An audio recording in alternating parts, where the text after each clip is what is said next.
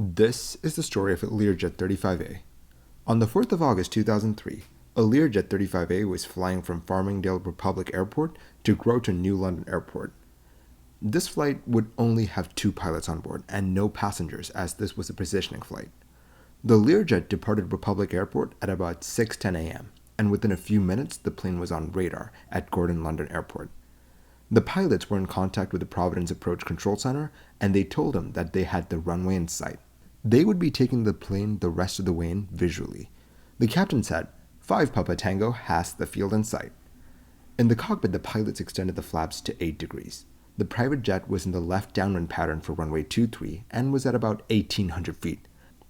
The pilots were getting ready to land on runway 23, and since this airport was in control, they made radio callouts to let other planes in the area know that they were making the approach.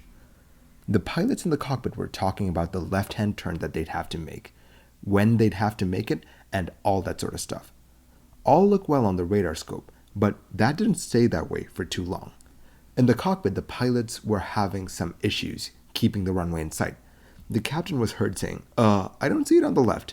It's going to be a problem. At this point, the first officer just gives up and hands the plane over to the captain and says, damn it, you got the plane. That was followed up by can't do it, right? This landing was not going to work, and the pilots knew it. The engines were pushed to max power, and the captain let out a little yee-haw as the plane accelerated away from the ground. The first officer responded with a woo! As the plane was going around, the captain called for full flaps, but in the cockpit, something was going seriously wrong. The first officer was telling the captain to watch his speed and said, quote, it's going to stall. It was obvious that the plane was having issues lining up with the runway, as the plane was swaying from side to side as the pilots tried to execute the go-around. About 1.3 miles from the runway and south of the extended centerline, the plane started banking left and then back to the right. The plane was losing altitude and the pilots seemed to be losing control. The plane passed over the threshold of the runway and the pilots made a hard left turn towards the center of the airport in an attempt to get the plane back under control. But the pilots were not able to recover from the state that the plane had gotten into, and the private jet went right into a house that was near the airport. A person that was doing a pre-flight check on a plane at the airport saw the plane go into a 90-degree bank right into the building. The wreckage of the plane was scattered in an 800-foot-long scar on the ground. Pieces of the wreck went through a line of trees and then into another house, and it still continued on even more till it hit a third house. Finally, pieces of the plane ended up in the Pequannock River. 2 of the 3 houses that the plane hit were destroyed in the crash, and so were 2 cars and 5 boats in the river. Thankfully, no one on the ground was injured in the crash, but the 2 pilots were not so lucky. Here, we have 2 pilots, the captain with 4,300 hours of experience and the first officer with more than 9,000 hours of flight experience. Could this experienced crew have played a part in this crash? The investigators also looked at the plane. It checked out. The airframe had 9,287 hours of flight time on it, and the plane had just undergone an inspection which checked out the plane for flight. Everything was listed as normal. How could a plane that was listed as being in tip-top shape with a crew that was experienced and well-trained go into a dive and then crash into a house? Even the weather was kind of normal. I mean, it wasn't perfect, but witnesses called it a, quote, typical morning with the winds from the south packing in the clouds over to the hills in the north. It just doesn't make any sense, so let's explore why this happened. But first, let's look at how this flight should have gone. They should have just gone around, climbed out, circled around, and made another attempt for a landing. On this flight, they lost sight of the runway when they were going around. They should have gone around and performed a circling approach and then come in for a landing. But according to some people, the whole circling approach thing was a bit dangerous. Here's what the Gates Learjet Flight Training Manual had to say about circling approaches. Quote, nothing has caused more controversy among pilots than the circling approach. Many accidents have occurred while circling. Some airlines and a few corporate flight departments will not accomplish this maneuver at all. The procedure can become a problem only when 1.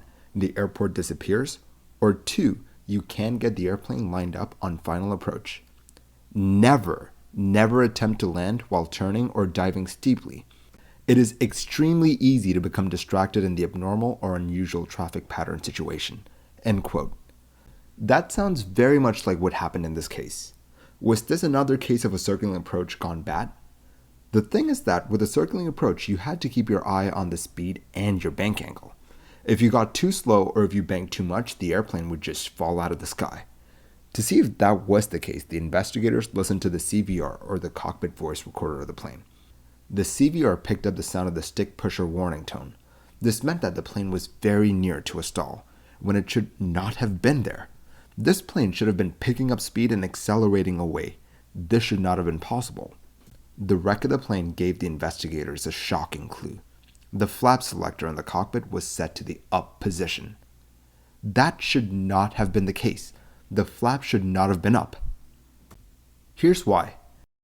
When the flaps are up and when the plane is in a steep bank, the stall speed goes all the way up, putting the plane in danger. For example, when the flaps are at 0 or 8, the stall speed is 164 knots or 148 knots respectively. So if the flaps were actually up when they went around, then that can explain why the plane crashed. But that does not explain how the plane crashed. When you go around, one pilot is supposed to call for the flaps to be extended and the gear to be retracted, and the other pilot is supposed to verify that those two things were done, so that something like this doesn't happen. So two things came together to crash this plane. The captain put the plane into an excessive bank, and someone in the cockpit retracted the flaps. This meant that the stall speed of the plane went way up and the pilots had no chance to save the plane. This report is quite short, so they did not really talk about why the pilots retracted the flaps way too soon. This again ties back into the topic about how mistakes can be made during circling approaches. But we can make a few educated guesses as to why the pilots did that. Let's take a look at history. For example, in the case of British European Airlines Flight 458, the pilots were quite distracted and they ended up crashing the plane because they retracted the flaps way too soon on takeoff. This is quite similar to what happened in this case. In the case of Northwest Flight 255, the pilots were also a bit distracted, which meant that they forgot to extend the flaps on takeoff, which obviously meant that the plane crashed on takeoff. Considering that the pilots for this flight were doing a visual approach in cloudy conditions meant that they would be looking out a lot, and they wouldn't really be paying attention to what the plane was doing. They could have easily retracted the flaps way too soon, thinking that enough time had passed. Had they not done that, or had the captain not put the plane into a tight bank, then this plane may have been able to climb out. What do you make of this whole situation? If you have a lot of experience in matters like these, I'd love to hear your thoughts on how this happened. Let me know your thoughts in the comments below. Thank you for watching this episode of Mini Air Crash Investigation. If you like the videos that I make, do consider liking and subscribing. It will really help the channel grow. I will catch you guys next time. Stay safe.